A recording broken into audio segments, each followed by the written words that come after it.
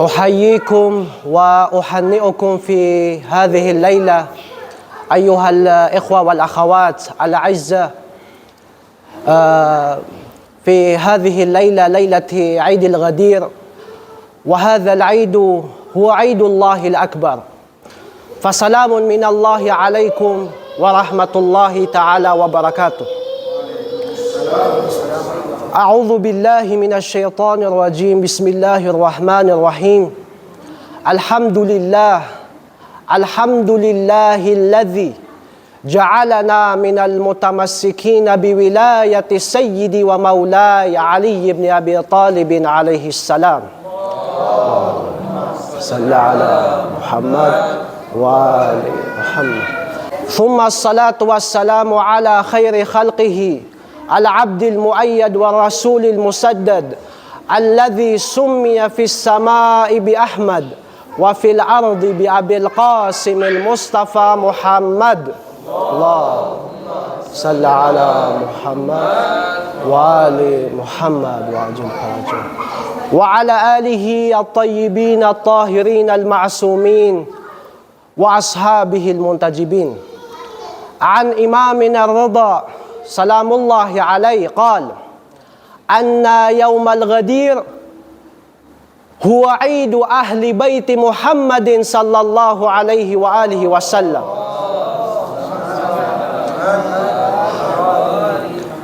Sinabi ng ating mahal na imam, ang Imam Rida alayhi salam, na ang araw ng Ghadir ay araw ng pagdiriwang ng Ahlul Bait ng ating mahal na propeta sallallahu alayhi wa alihi wasallam.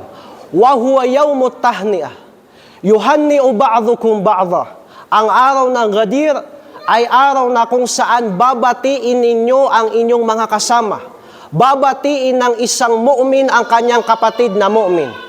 Fa idza laqiyal mu'minu akhahu, kapag makasalamuha o makita ng isang mu'min ang kanyang kapatid na mu'min, babatiin niya ito sa pamamagitan ng pagsabi ng alhamdulillahilladzi ja'alana minal mutamassikin biwilayati amiril mu'minina wal a'immati min wuldihi alayhi salam.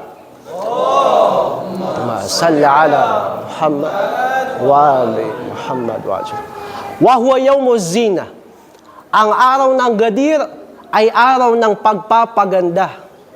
Faman tazayyana liyawmil Ghadir ghafarallahu lahu kulla khatiyatin amilaha saghiratan aw kabiratan.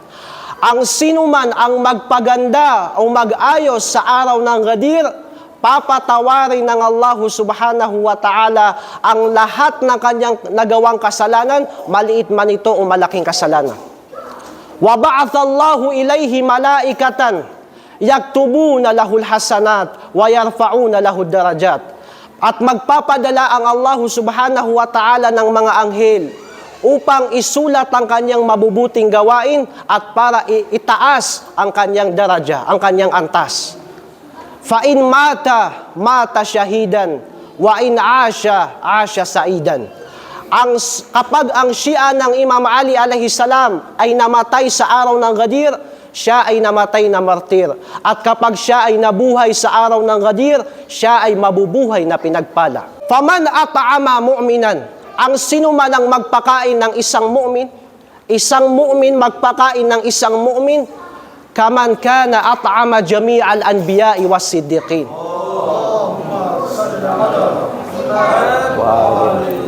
Ang sino man ang magpakain ng isang mu'min ay para na rin pinakain niya ang lahat ng mga propeta at mga siddiqin. Ngayon, ano ba ang Ghadir Khum? Ano ba ang nangyari sa Ghadir Khum? Bakit ito ay napaka-espesyal na araw sa mga Shia ng Ahlul Bait alayhimussalam? Simple lang naman ang kasagutan dyan, mga kapatid. Dahil dito kinompleto ng Allah subhanahu wa ta'ala ang ating relihiyong Islam. Sa araw ng Ghadir, dito kinompleto ng Allah subhanahu wa ta'ala ang ating relihiyong Islam. Paano?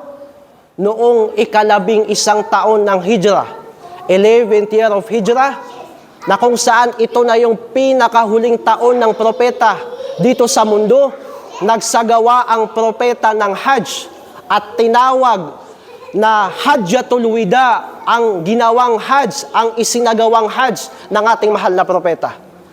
Ang ibig sabihin ng Hajjatul Wida ay pamamaalam na Hajj. Kaya ito tinawag na Hajjatul Wida, pamamaalam na Hajj, ay dahil mamamaalam na ang ating mahal na propeta dito sa mundo. Aalis na ang mahal nating propeta dito sa mundo. Kaya tinawag ito na Hajjatul Wida, pinakahuling taon ng propeta dito sa mundo.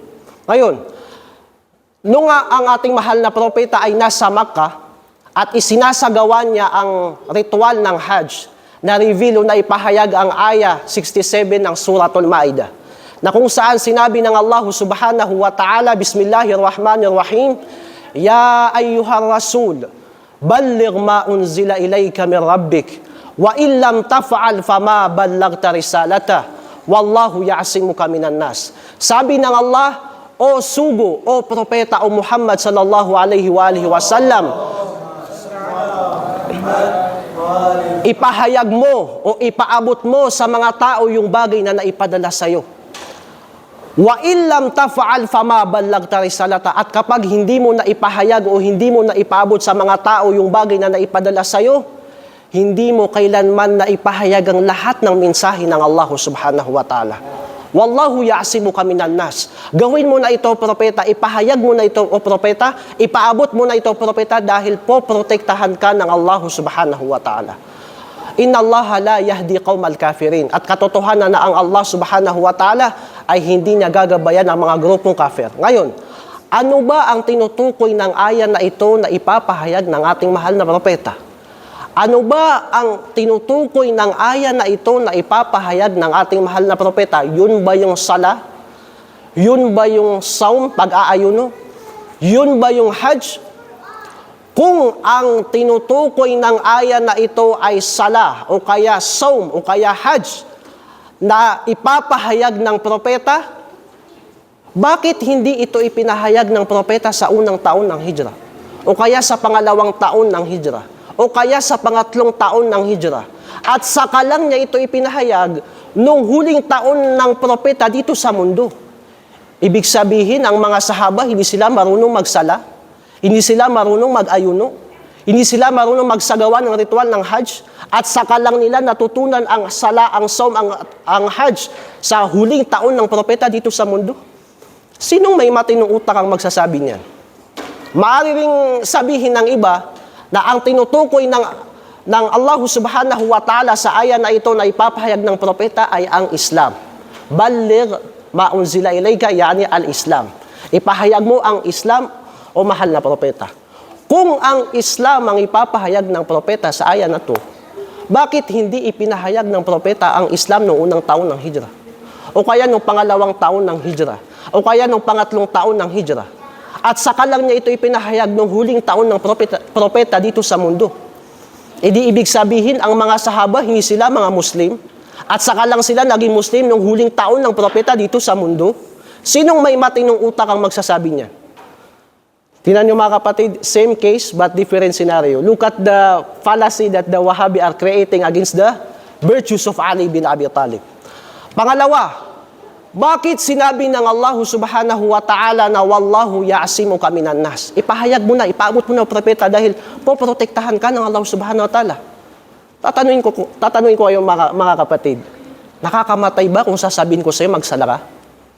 Kailangan ko ba ng bodyguard para sabihin ko kay Sheikh Tanzil na mag-ayuno ka, mag-fasting ka? Kailangan ko ba ng bodyguard, nakakamatay ba pag sabihin ko kay Sheikh Yunus na magsala ka? The fact na hindi nakakamatay at hindi ko kailangan ng bodyguard pag sabihin ko sa iyo na magsala ka, mag-ayuno ka, mag-fasting ka, ay napakalaking pruweba na hindi sala, hindi saum, hindi hajj ang tinutukoy ng aya na ito. Ngayon, ano ba ang tinutukoy ng aya na ito na ipapahayag ng ating mahal na propeta? At dito lang natin mauunawaan na kaya pala sinabi ng Allah subhanahu wa ta'ala na wallahu ya'simuka minan nas. Ipahayag mo na, o propeta, dahil po protektahan ka ng Allah. Dahil ang ipapahayag ng ating mahal na propeta ay napakabigat na tungkulin na maaaring ikapahamak ng kanyang buhay. Maaaring ikasama ng kanyang buhay. Kaya sinabi ng Allah subhanahu wa ta'ala na ipahayag mo na, balig, wallahu ya'simuka minan nas. Ngayon, ano ba ang tinutukoy ng aya na ito na ipapahayag ng ating mahal na propeta? Binanggit sa mga aklat ng mga Ahlus Sunnati wal Jamaah, katulad ng tafsir ni Fakhruddin Ar-Razi. Nung pinag-aaralan ko ang doktrina ng mga Asy'ariyah, sobra nilang iniidolo si Imam Fakhruddin Ar-Razi. Imamun min a'immatit tafsir. Pangalawa, sa aklat ni Abu Hatim Ar-Razi, na isa sa pinakadakilang ulama ng mga Sunni pagdating sa Al-Jarh wa Ta'dil. Pangatlo, sa aklat ni Imam Ash-Shawkani na sa Fathul Qadir, na kung saan itong si Imam Ash-Shawkani ay napakalaking ulama ng mga Salafi. Pangapat, si Sheikh Al-Tha'labi, na kilala sa pangalan na Sheikhut Tafsir. Doon sa kanyang aklat na Al-Kashf wal Bayan, nagmula kay Abu Ja'far, nabanggit sa kanilang mga aklat na nagmula kay Abu Ja'far Muhammad bin Ali. Sino si Abu Ja'far Muhammad bin Ali na nabanggit sa kanilang aklat na hindi nila namamalayan? Si Abu Ja'far Muhammad bin Ali ay yun na yung ikalimang imam ng mga Shia na si Imam Muhammad al-Baqir alayhi salam. Salawat.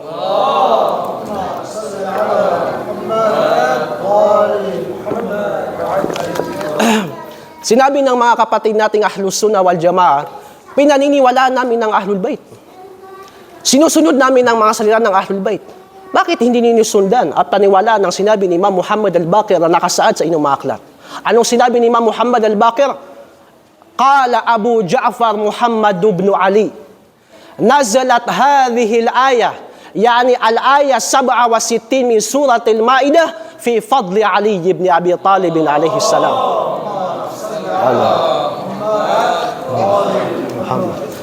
Sinabi ni Imam Baqir alayhi salam na ang aya, Ya ayyuhar rasul balligh ma unzila ilayka min rabbik, ay na-reveal at naipahayag kay Ali bin Abi Talib. Falamma nazalatil aya, nang ma-reveal ang aya na ito, akhadha Rasulullah sallallahu alayhi wa alihi wa sallam biyadi aliyin.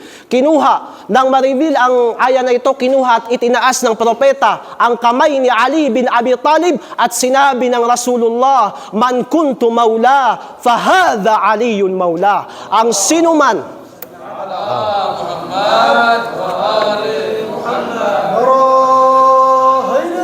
Ya Ali, Ya Ali Haidari, Ya Ali Haidari, Ya Ali Haidari. Asad. Sinabi ng ating mahal na propeta sa araw ng Ghadir, kung sino man ang ako ang kanyang maula, ang kanyang pinuno, ito si Ali ang kanyang maula. Allahumma wali man wala, wa adi man ada. O Allah, tulungan mo ang taong tutulungan niya si Ali at kalabanin mo ang taong kakalabanin niya si Ali. Pagkatapos sabihin niyo ng propeta, na-reveal ang aya na Bismillahirrahmanirrahim, Al-yawma akmaltu lakum dinakum wa atmamtu alaykum ni'mati wa raditu lakum al-Islama dina. Sa araw na ito, kinumpleto ko sa inyo ang relihiyong Islam. Pagkatapos ng sermon ng ating mahal na propeta sa araw ng Ghadir, pinuntahan ni Umar bin al-Khattab si Ali bin Abi Talib. Nang mapuntahan ni Umar bin al-Khattab si Ali bin Abi Talib, sinabi ni Al-Hajj Umar, Bakhin laka yabna Abi Talib, asbahta wa amsayta maulay wa maula kulli mu'minin wa mu'mina. O Ali na anak ni Abu Talib, binabati kita sa araw na ito dahil ikaw ay naging aking maula at maula ng bawat nananampalatayang babae at lalaki. Allahumma salli ala Muhammad. At tapos, sasabihin ng iba na ang ibig sabihin ng maula ay kaibigan. Ang ibig sabihin daw ng man kunto maula, fa'aliyun maula, kung sino man ang ako, ang kanyang kaibigan niya si Ali. Alam ba nila kung ano ibig sabihin ng asbahta wa amsayta? Asbahta wa amsayta, maulay wa maula kulli mu'minin wa mu'mina. Ang ibig sabihin nun, ikaw ay naging aking maula. Kung kaibigan, ang ibig sabihin nun, ikaw ay naging aking kaibigan at kaibigan ng mga mu'minin. So ibig sabihin, si Ali ay kaaway ni Umar at kaaway ng mga mu'minin. At saka lang nila naging kaibigan si Ali sa araw ng Ghadir, na kung saan pinakahuling taon ng propeta dito sa mundo. Salawat. Muhammad. wa ali Muhammad. Tingnan niyo mga kapatid, asbahta wa amsayta maulay wa maula kulli mu'minin wa mu'mina. Kung kaibigan ang ibig sabihin ng maula, ibig sabihin pala kaaway nila si Ali. Bago mangyari ang Ghadir, at saka lang nila naging kaibigan si Ali doon sa araw ng Ghadir na pinakahuling taon ng propeta dito sa mundo. Sinong may matinong utak ang magsasabi niyan? Ha? Sinong subhanallah. Sinong may matinong utak ang magsasabi niyan? Ngayon, nang makabalik ang propeta at ang kanyang mga ashab sa Madina, kumalat ang balita sa bawat sulok ng Madina na si Ali ay itinalaga bilang maula o pinuno ng lahat ng mga mu'minin sa umma ng ating mahal na propeta. Dumating ang balita kay Harith bin Nu'man al-Fihri. Nang dumating ang balita kay Harith bin Nu'man al-Fihri, pinuntahan niya ang ating mahal na propeta. By the way, si Harith bin Nu'man ay isang hambog at walang mudo na companion. Huwag na nating Arabic ka, baka iba, sensitive kapag Arabic, companion na lang. Dumating siya sa propeta at sinabi niya sa propeta, Ya Muhammad, nasa nang aynal adabu ma Rasulillah. Pwede naman niyang sabihin, Ya Rasulullah, ya Nabi Allah. Ang sinabi ni Harith bin Nu'man, O Muhammad, amartana anillahi an nashhada an la ilaha illallah wa annaka Muhammadan Rasulullah faqabilnahu mink. Inutusan mo kami na paniwalaan na walang Panginoon maliban si Allah at ikaw ang propeta, ikaw ang sugo. Wa amartana an nusalli khamsan faqabilnahu mink. Wa amartana an nasuma shahran faqabilnahu mink. Inutusan mo kami na magsala ng 5 beses sa isang araw at mag-fasting ng 1 buwan, tinanggap namin yun mula sa iyo. Thumma lam tardi bihadha. Hindi ka pa nakontento, O Muhammad. Hatta rafa'ta bidib'ay ibni amik. Hanggat sa hindi ka pa nakontento at itinaas mo ang kamay ng iyong pinsan at sinabi mo, fafaddaltahu alayna, at sinabi mo, na man kuntu maula fa'aliyun maula. Hindi ka pa nakontento? Fahadha shay'un minka am minallahi subhanahu. Yan bang pagtalaga kay Ali o Muhammad ay galing yan sa sarili mo o galing yan sa Allah subhanahu wa ta'ala? Sinabi ng ating mahal na propeta, hadha minallah. Wallahi la ilaha illahu inna hadha minallah. I swear na ang pagtalaga kay Ali ay galing yan sa Allah subhanahu wa ta'ala. Nang marinig yun ni Harith bin Nu'man, sabi niya, in kana ma qala Muhammadan haqqan, kung ang sinasabi ni Muhammad, ang ating mahal na propeta, ay totoo, na ang pagtalaga kay Ali ay galing sa Allah, fa'amtir alayna hijaratan minas sama. Fa'amtir alayna hijaratan minas sama. Batuhin mo ako, ya Allah, ng bato mula sa langit. Pagkasakay ni Harith bin Nu'man sa kanyang kamilyo, binato siya ng Allah subhanahu wa ta'ala sa ulo at lumabas sa kanyang puwit at ikinamatay na ito. At naipahayag ang aya na sa'ala sa'ilun bi'adabin waqi'. Hinihingi ng naghihingi na dumating ang sumpa ng Allah subhanahu wa ta'ala at pinarating ng Allah subhanahu wa ta'ala ang kanyang sumpa. Ayun mga kapatid, bago ko tapusin ang aking short lecture, kilala nyo naman siguro si George Jordak. Si George Jordak ay isang Kristiyano. Hindi siya Muslim. Isinulat niya ang aklat na ang pangalan ay Sawtu Adalatil Insaniya. Sa English ay The Voice of Human Justice. Hindi siya Shia. Hindi rin siya Muslim. Siya ay Kristiyano. Pero isinulat niya sa kanyang aklat na ang voice of human justice ay ang Amirul Mu'minin, Imam Ali alayhis salam. Ala Muhammad wa ali Muhammad. Nang matapos niya ang aklat na yon na kanyang isinulat, walang ni isa sa mga Shia at mga Muslim na mag-sponsor sa kanyang aklat. Walang may gusto. Sino ka para gastusan ka namin? Ang nahanap ni George Jordak na mag-i-sponsor sa kanyang aklat para may publish ay isang pare. At ang sabi pa ng pare, hindi yan libre. Hindi yan majani.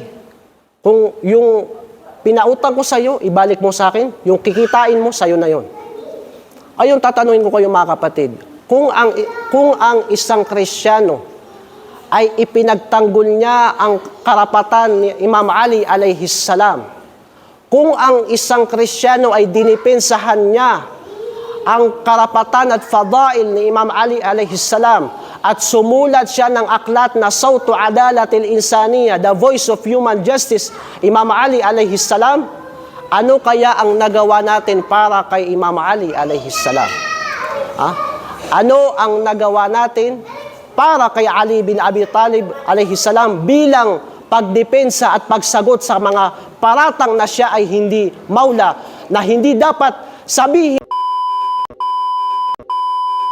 Salawat. Kaya ako, I'm proudly announcing na nakasulat ako ng libro na ang pangalan na ay Syubahatul Ghadir. Lahat-lahat ng mga atake ng mga Wahabiya patungkol sa Hadithul Ghadir, na ang Hadithul Ghadir ay peking hadith, ang ibig sabihin ng maula ay kaibigan, walang kinalaman si Ali sa Ghadir Khum dahil si Imam Ali nakikipaglaban sa Yemen. Wala si Imam Ali sa Ghadir Khum at nakikipaglaban siya sa Yemen. Lahat-lahat ng mga subahat ng Wahabiya, sinagot ko dun sa aklat na yun. Kaya nung ako ay nasa Quiapo, nung nakipagdebate ako sa mga Wahabiya na yun, ang paksa namin ay tawassul. Sila, maghahanda pa sila ng isusulat nila at sasabihin nila sa akin. Ako 2 taon bago pa mangyari ang debate, nakasulat na ako ng kitab ng pangalan ay At-Tawassul.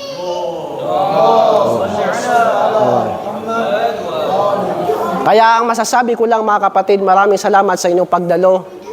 Sana maging munawwar ang majlis na ito. Tanggapin ng Allah subhanahu wa ta'ala ang ating mga dua. Wassalamu alaikum warahmatullahi wabarakatuh.